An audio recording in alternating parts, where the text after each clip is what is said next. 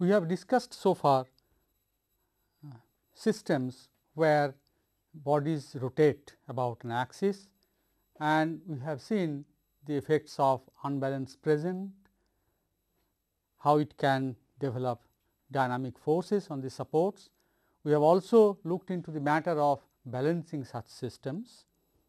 Next, we have to now consider other types of mechanisms and machines, where the components do not involve only in rotation, but have other kinds of motions.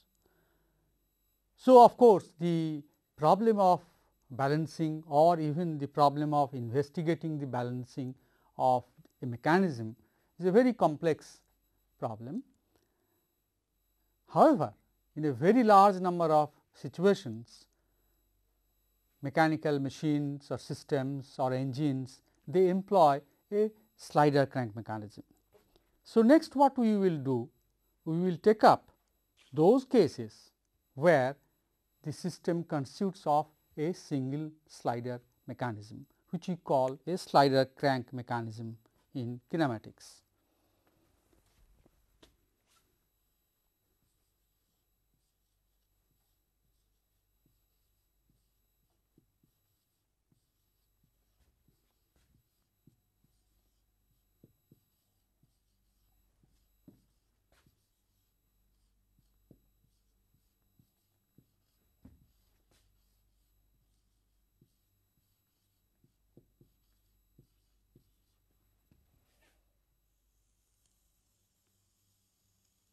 So, these single slider machines are very common, large types of machines, then compressors, engines, they all employ this mechanism. So, I think it will be appropriate to take up this particular case and investigate its unbalance, and also to look into the ways and means of balancing the unbalance present. Now, a typical single slider machine will look like this.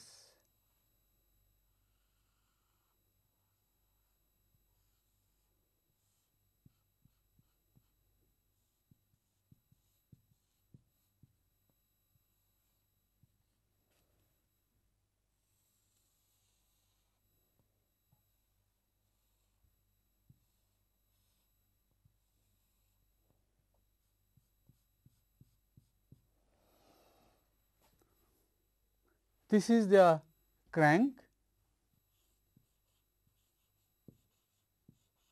which rotates with a say constant angular velocity as a special case, omega, which is constant.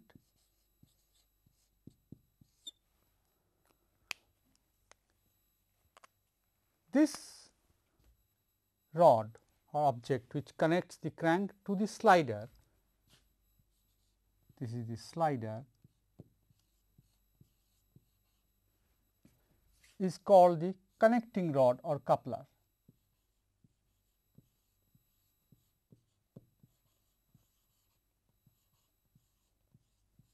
Or coupler.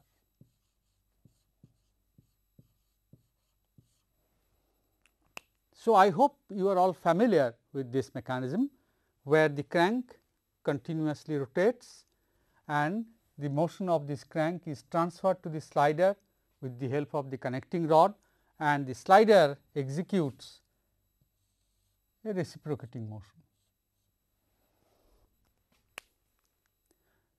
So, we find that here there is one body, that is the crank, which is making a pure rotation. So, it is a rotating body, whereas the slider is executing a pure translatory reciprocating motion. So, it is a reciprocating body, and the connecting rod, which causes the serious problem, is a general floating body which executes both rotation and also translation.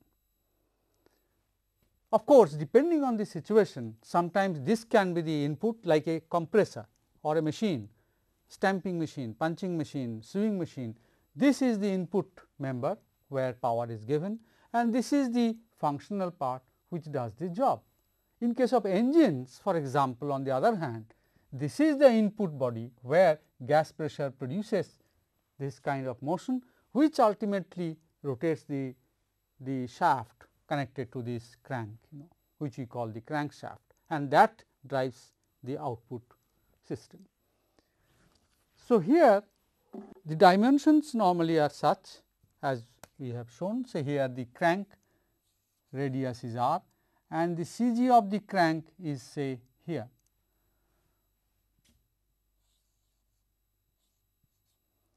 The connecting rod, its center of mass is somewhere here, and of course, the center of mass of the slider is here. It really is not important, because for a translating body the location of the center of mass is of no consequence. The length of the connecting rod may be L, and another important thing which you should notice in this case, that we have treated a case where the slider is reciprocating along an axis which passes through the origin O, which is generally not the case. It could be here or here, that means with certain amount of offset, but since offset cases are not very frequently used, so we are using the most frequently used situation where the offset is 0.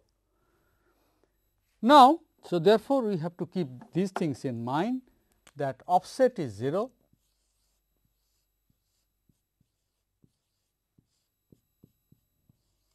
and also we have to keep in mind that the connecting rod length and the crank, this ratio r by L is less than 1, which is also generally the situation. So, we have seen that connecting rod is a purely crank is a purely rotating body, slider is a purely translating body, and connecting rod is executing both rotation and translation. What will be the nature of unbalanced forces? Now, since there are 3 bodies, let us examine the problem for these 3 bodies. So, here the unbalanced force is simply the inertia force. Now, inertia force of a rotating object is nothing but the centrifugal force. So, therefore, the unbalance due to this crank will be nothing but the centrifugal force, which is m crank into E omega square. We have seen this in the previous cases of rotary unbalance.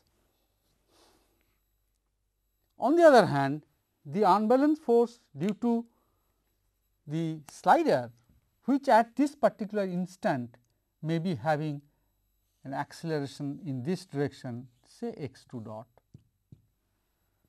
So, the inertia force of the slider will be minus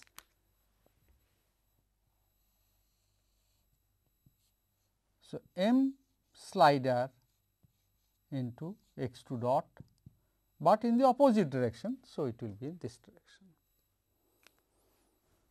To find out the inertia force due to the connecting rod, we have to see what is the instantaneous acceleration of the center of mass. This we can call this as acceleration of the center of mass of the connecting rod, and also perhaps there will be some kind of an angular acceleration alpha of the connecting rod. At this instant, therefore, the unbalanced force produced by this, which will be felt by the support or the bearing structure, it will be m connecting rod into A G connecting, that will be the force, and it will also produce an unbalanced moment, which will be nothing but the moment of inertia of the connecting rod into alpha, opposing the sense of alpha. So, therefore, you see that even for the simplest mechanism like a single slider machine or single slider mechanism, the total unbalance effect what this support of the whole machine is going to experience will be a rotating unbalanced force due to the connecting rod or due to the crank, a reciprocating or oscillating unbalanced force, which is m slider into x 2 dot at a particular instant, and x 2 dot is continuously changing direction and magnitude. So, this force also will be a fluctuating force, and a very complex force, which is a force generated by the connecting rod, which is m connecting Ag at this instant, but this Ag of the connecting rod is also continuously changing and fluctuating. So, this will be also continuously changing and fluctuating force, and the angular acceleration, you can see the connecting rod is making an oscillatory motion like this between its extreme positions up and down. So, this will produce also a moment due to its angular acceleration at any instant.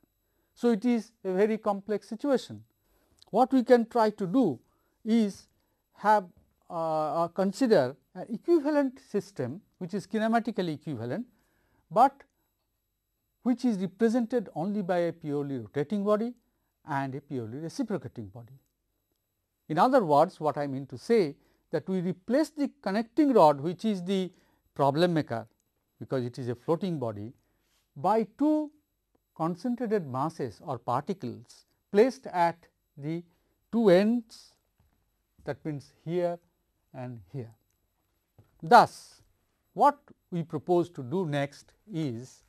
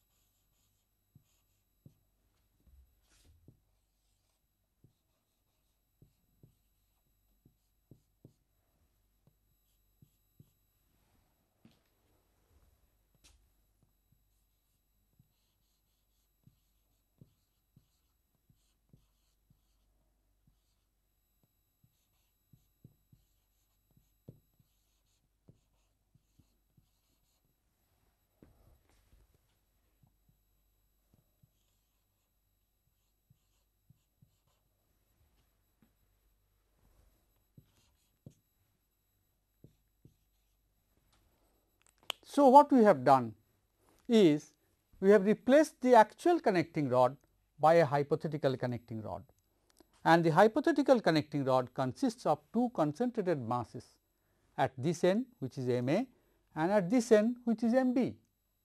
So that this actual connecting rod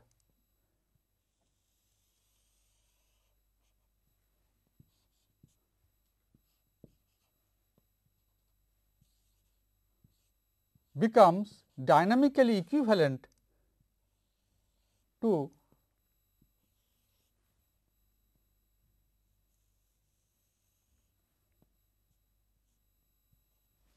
this, so that this distributed mass here is represented by two concentrated masses.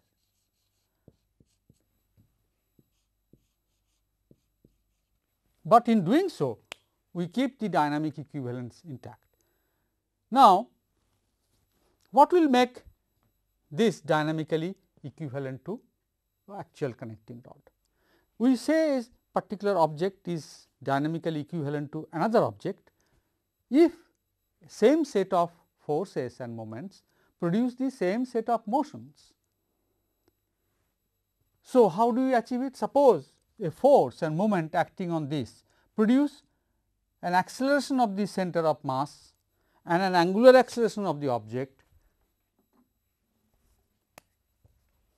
So, a set of forces and moments produce an acceleration here and an angular acceleration. Now, the same set of forces when applied here should produce the same acceleration of the center of mass at the same location and same angular acceleration. Then we will not be able to feel the difference between this and this in matters of dynamics. Of course, there may be other changes, but so far as our discussion on unbalanced forces are concerned, it will not show its effect. Now, How we can achieve that? This equivalence will be possible when the total mass of the system, of the replaced system M A plus M B must be equal to the total mass of the connecting rod. That is number 1 condition. Number 2 condition is the location of the center of mass here and location of the center of mass here should be also unchanged, so that the moments produced about the center of mass due to certain acting forces also remain same. So, to satisfy that,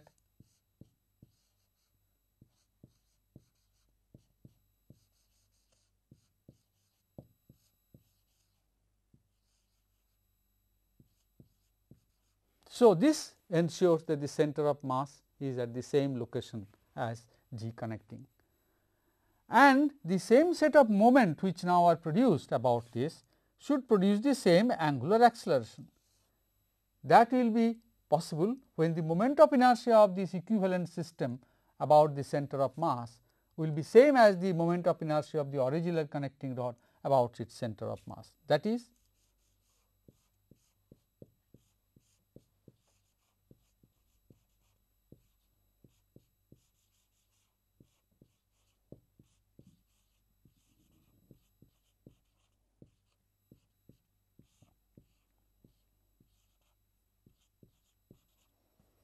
if I G connecting is the moment of inertia about the center of mass of the original connecting rod, it must be equal to this. So, now what we have done, we have placed two concentrated masses not at any two locations, but at this which we call the crank pin and at the slider. So, locations of A and B, that means where we place the concentrated masses, are fixed. So, therefore, and the location of G also we have fixed. So, what are the only unknowns available to us for our choice is M A and M B. A G, B G, they are all decided. So, if there are only two unknowns which will have to satisfy 3 equations, it is not possible, we know that. So, therefore, the only thing at our end which is possible is that we satisfy only 2 conditions out of these 3 and hope that the error introduced will be not very serious.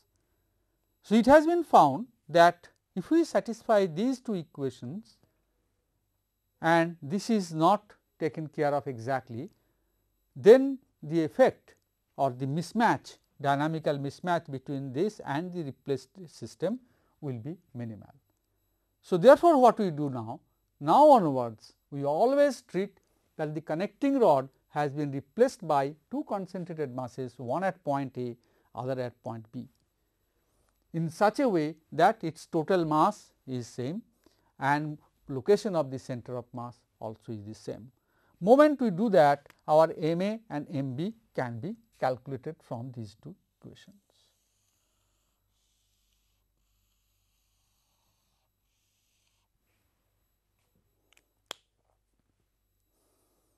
So, now what we have? We have a system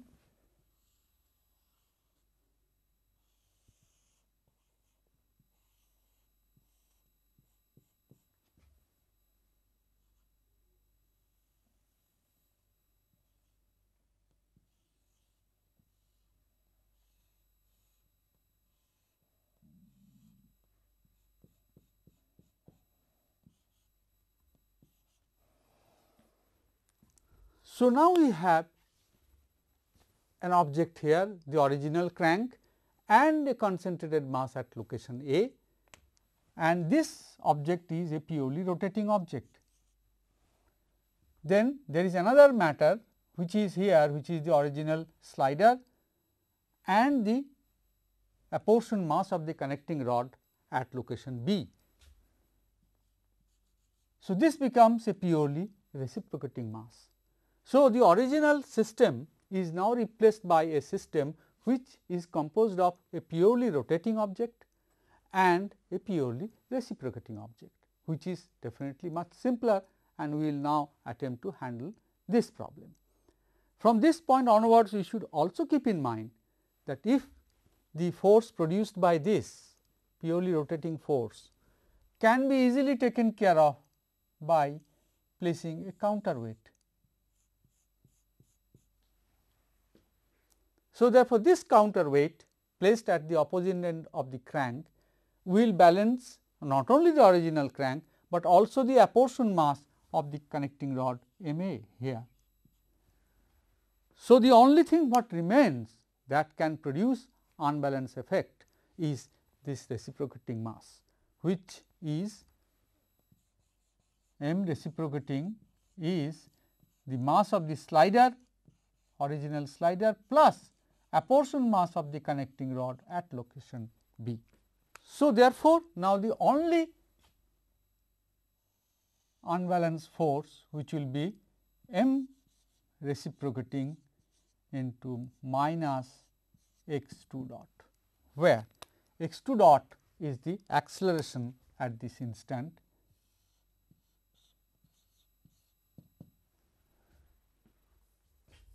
Of course, you should keep in mind that x 2 dot in a positive sense is in this direction.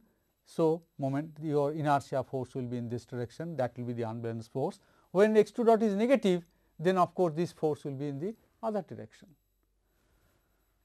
So, therefore, now we will have only unbalanced force in this system when the rotating part is taken care of by a counterbalance is the only reciprocating inertia force. So, next we have to find out the magnitude etcetera of this reciprocating unbalanced inertia force, and to do that we have to have the expression for the acceleration of the slider, and next we will do that.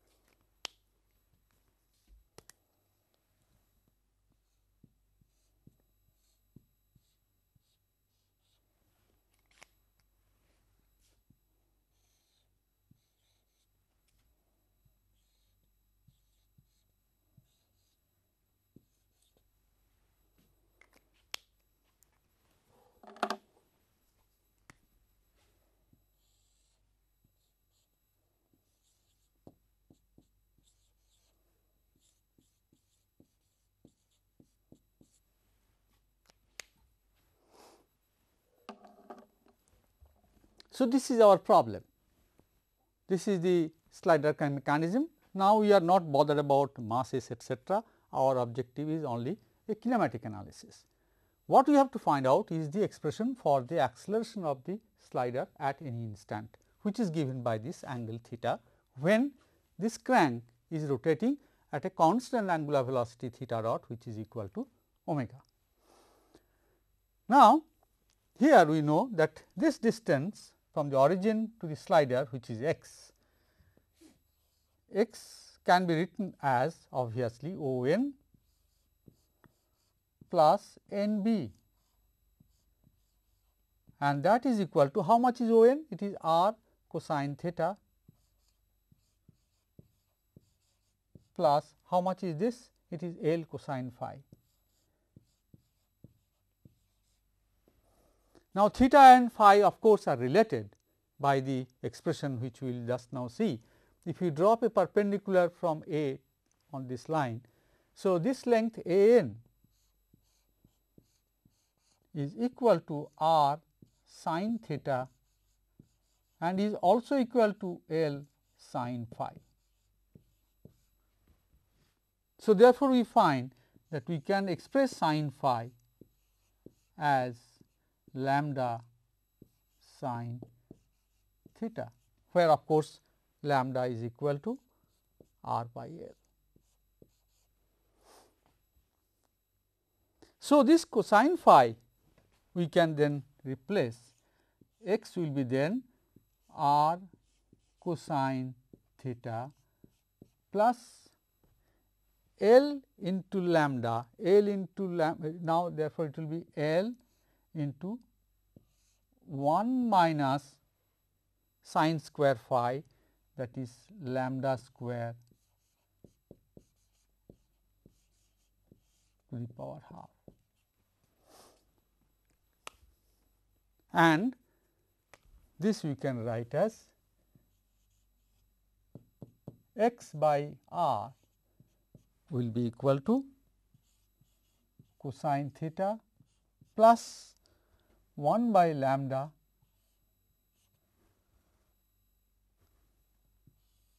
minus lambda square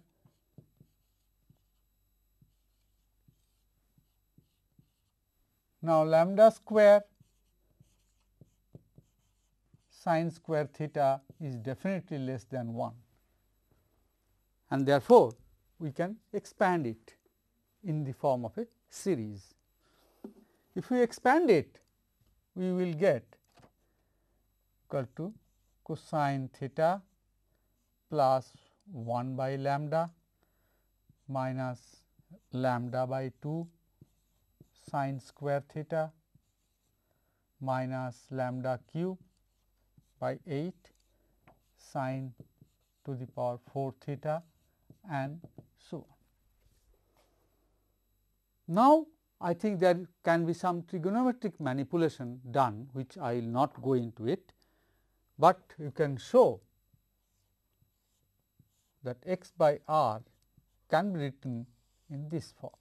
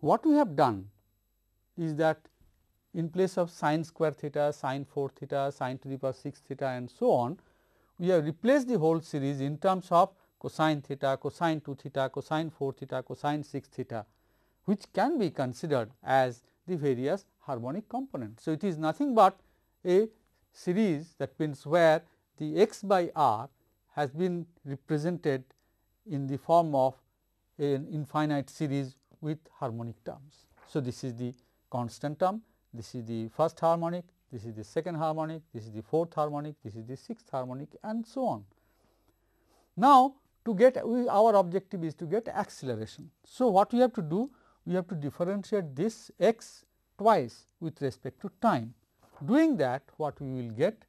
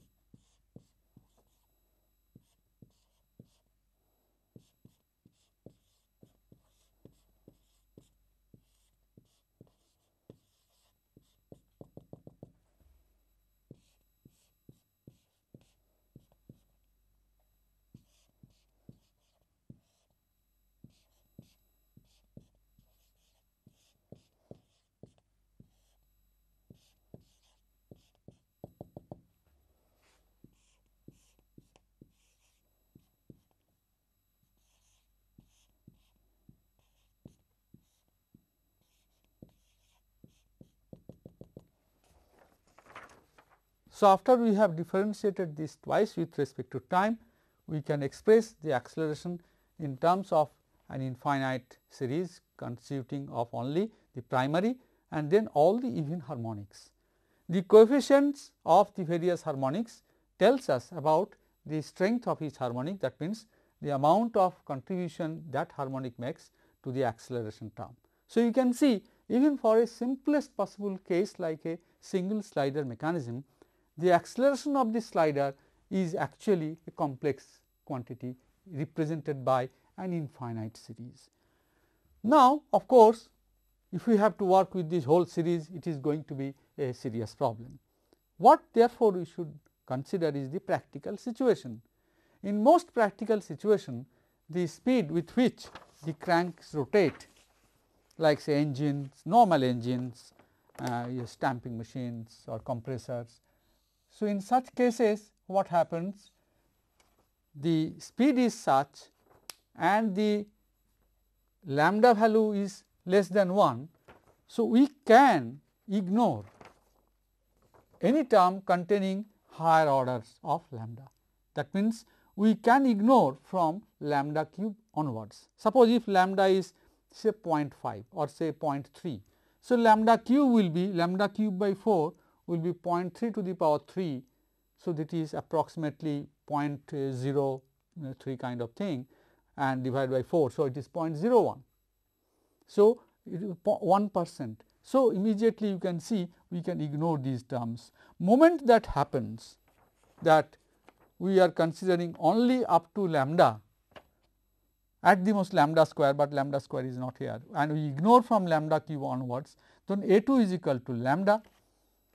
So, this then becomes simply lambda, A4 obviously then becomes 0, A6 which has the lowest order is lambda to the power 5 also 0. And so, therefore, we need not consider beyond this second harmonic. So, in such cases, that is also the situation with a large number of cases. So, in most cases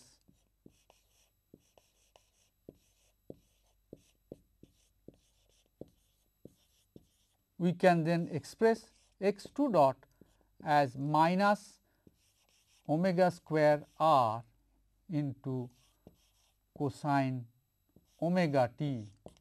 You can see this angle is theta, which is nothing but omega t. If we assume at t is equal to 0, crank was aligned with the cylinder center line, minus A2 or rather which is simply lambda, we should write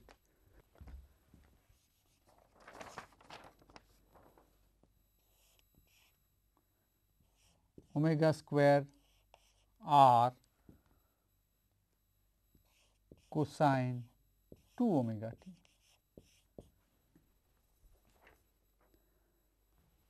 So, this can be written as minus omega square r, sorry, let us write the unbalanced force now.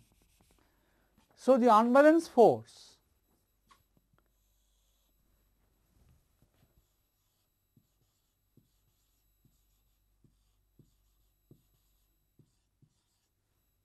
is given by a force which is equal to m reciprocating x 2 dot. So, x 2 dot is now this. So, minus sign goes. So, it will be m reciprocating omega square r cosine theta plus lambda m reciprocating by 4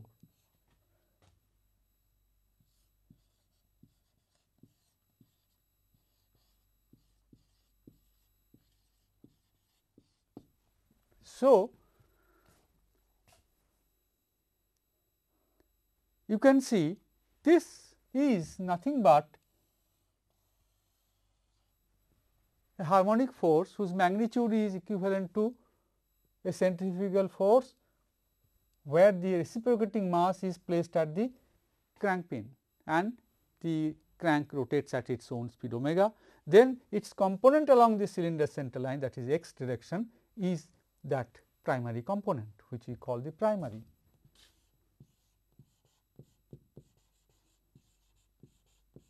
This force, which is the second harmonics, we call the secondary, again can be considered as the component along x of that centrifugal force when a mass of m reciprocating into lambda by 4 is placed at the tip of the secondary crank. Now, secondary crank will be something of the same radius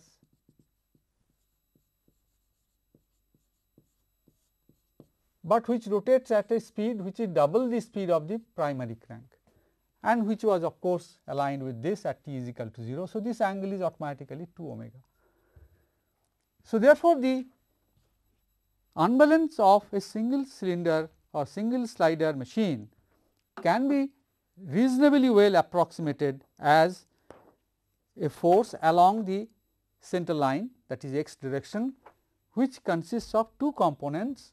One is the primary, other is the secondary.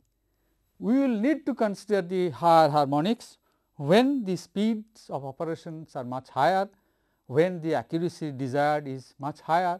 For example, the aero engines and such cases, there of course, it will be essential for us to consider the higher harmonics, but otherwise in most of the situations of engines and machines, we did not go beyond this secondary component.